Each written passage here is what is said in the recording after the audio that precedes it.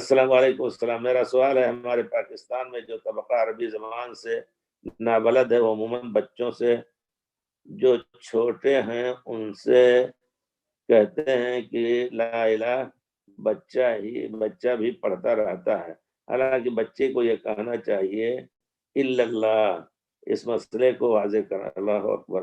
اس میں تو کوئی شک نہیں، بچے کو جب سکھانا ہے تو صرف لا الہ الا اللہ بھی نہیں. لا الہ الا اللہ کا معنی ہے کوئی اللہ کے علاوہ کوئی معبود نہیں ہے حقیقت میں الا اللہ، سوائے اللہ کے. اللہ کے علاوہ کوئی معبود نہیں، یہ لا الہ الا اللہ کا معنی ہوا. لیکن جب کہا لا الہ تو ہم دہریہ ہو گئے، کوئی معبود نہیں ہے، کوئی ایسی ذات نہیں ہے جس کی عبادت کی جائے. یہ دنیا اسی طرح پیدا ہوئی ہے اور خود پیدا ہوئی، اور کوئی اس کا خالق مالک نہیں ہے جس کی بنا پر ہم اس کی عبادت کریں. تو یہ تو بہت بڑا جرم ہو جا رہا ہے.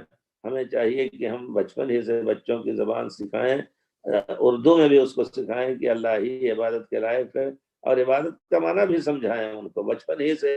ان کے ذہن، اور بچپن میں جو بات ذہن میں کھب جاتی ہے، بیٹھ جاتی ہے، وہ نکلتی نہیں ہے، تو ان کو سکھائیں کہ عبادت کا معنی ہر وہ کام ہے جو اللہ پسند کرتا ہے. صلاۃ ہے، زکوٰۃ ہے، حج ہے، اور اچھا کام ہے، لوگوں کے ساتھ اچھی طرح ملنا ہے. یہ سب اللہ کی عبادت ہے. صرف عبادت رکوع اور سجدہ نہیں، یا صرف عبادت روزے رکھنا نہیں، یا حج کر لینا نہیں. تمام زندگی میں جیسا کہ اللہ نے فرمایا ہے ادخلوا فی السلم کافہ. تو غلطی ہماری ہوتی ہے کہ بچوں کو ہم سکھاتے نہیں، وہ کہتے ہیں چھوٹے ہیں ابھی کوئی بات نہیں ہے. حالانکہ بچپن میں سکھا دیں گے تو انشاءاللہ غلط چیز. یہ دل اللہ نے ایسا بنایا ہے کہ جیسے ایک پیالہ ہو، اس میں جو چاہیں ڈالیں، تو اس میں اگر آپ توحید اور اچھی چیزیں ڈال رہے ہیں تو انشاءاللہ اور چیزوں کے لیے جگہ نہیں رہ جائے گی، نہیں قبول کرے گا. تو بہرحال یہ آپ کا احساس بہت ہی بڑا ہے کہ بچے کو لا الہ الا اللہ بھی سکھائیں اور اس کا معنی بھی سکھا دیں. صرف عربی میں بلوائیں اور اس کا معنی یہ سمجھیں کہ بیٹا اس کا معنی یہ ہوا کہ اللہ کے علاوہ کوئی لائق عبادت نہیں ہے. اور ساتھ ساتھ محمد الرسول اللہ کا بھی ذکر کریں کہ پیارے رسول ایک ذات تھے جن کو اللہ تعالیٰ نے ہمارے ہدایت کے لیے بھیجا. آپ زندگی بھر اللہ کی عبادت لوگوں کے طریقے سکھاتے رہے، اور پھر آخر میں آپ کی وفات ہوئی. سب کچھ بچپن ہی سے بیٹھے سوتے ہوئے.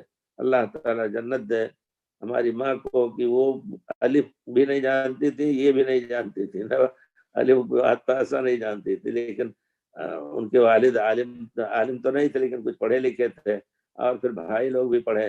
تو ان کو بیٹھا کر کے اپنے چھوٹے بھائیوں کو زبردستی صبح تو ان کو رخصت کرتی مدرسے کے لیے، کھلا پلا کر کے پھر بیٹھا کر کے ان کو، بچپن کی عمر چھوٹی تھی، اور کہتے تھے ہمیں بتاؤ نماز کا طریقہ، اور یہ قرآن یاد کرنے جو نماز پڑھنی ہے اس کو یاد کراتے تھے سب. اور پھر وہ ہم لوگ جب پیدا ہوئے تو سوتے ہوئے چار پائیاں ادھر ادھر رہتی تھیں، وہاں ہم لوگوں کو یہ سب چیزیں بتاتی تھی. اللہ تعالیٰ ان کو جنت دے. ایک مرتبہ میں نے تربیت کا ان کے بڑا طریقہ عجیب تھا. ایک مرتبہ کوئی آیا مانگنے لگا، بہت سے لوگ آتے ہیں گھر پہ مانگنے لگتے ہیں، بیٹھ گئے اور کہتے ہیں ہمیں یہ دیجیے وہ دیجیے. تو میں نے لڑائی کرنا شروع کر دیا ان سے. چھوٹا ہی تھا، میں نے کہا بھاگو، کیوں بیٹھے ہو، نہیں مل رہا ہے تو دے دیا جو دیا، اب کیا کہا نہیں یہ چیز چاہیے ہمیں، یہ چیز چاہیے. تو میں نے اس سے جب لڑائی کرنا شروع کیا تو والدہ نے ڈانٹا مجھے، کہا نہیں، اللہ تعالیٰ کہتے ہیں کہ غریبوں کو، مانگنے والوں کو ڈانٹو نہیں. وہ ترجمہ دیکھیے یاد تھا مسائل فلا تنہر.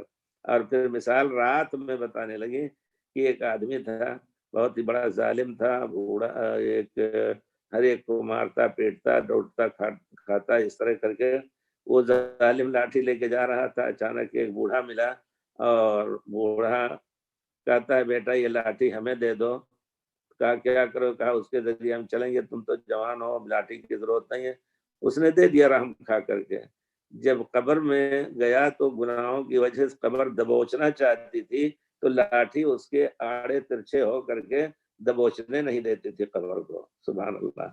یہ انہوں نے بچپن میں، ہماری عمر اس وقت ہمارے خیال سے 3 سال 4 سال رہی ہوگی، اس وقت یہ سب سکھاتی تھی. اللہ تعالیٰ ان کو رحمت میں غریق کرے. تو اللہ کے فضل سے اور معاہدہ بہت تھی اللہ کی مہربانی سے، تو ہونا یہ چاہیے کہ ہم بچوں کو خصوصی طور پر وقت دیں۔ ہم اس سے بھی محروم ہیں، اس نیکی سے بھی کہ بچوں کو وقت نہیں دے پاتے ہیں۔ بچوں کو وقت دینا یہ جس طرح کھانا کھلانے میں اجر ہے، پیارے رسول نے فرمایا کہ ایک لقمہ تم بچوں کو کھلاؤ گے، عورت کو کھلاؤ گے، بچوں کو کھلاؤ گے، کمانے کی نیت جو ہوگی ہم اپنے بچوں کو کھلائیں گے تو اس پہ اجر ملے گا۔